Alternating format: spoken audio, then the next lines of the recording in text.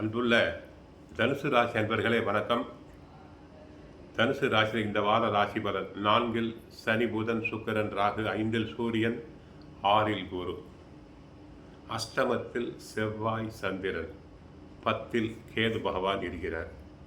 உங்கள் ராசிக்கு சுகஸ்தானம் 4 சனி ராகு, 8 செவ்வாய் இருப்பதால் தேவையில்லாத அலைச்சல்கள் ஏற்படும்.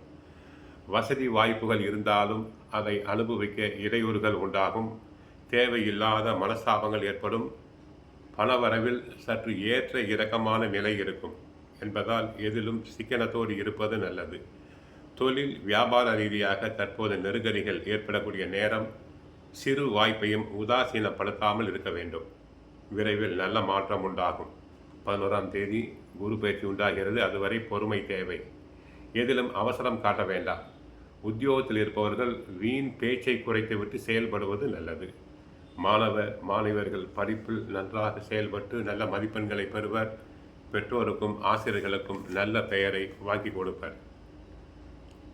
கேந்திரத்தில் சுபகிரகமாகிய சுக்கிரன் உச்சம் பெற்றிருக்கிறார். குருவோடு பரிவர்த்தனை யோகத்தில் இருக்கிறார். எப்படிப்பட்ட சிக்கல் வந்தாலும் சாதுரியமாக சமாளிப்பீர்கள். பொருளாதார பற்றாக்குறை இருக்காது. கேட்ட இடத்தில் பணம் கிடைக்கும். புதிய முயற்சிகளில் வெற்றி கிடைக்கும்.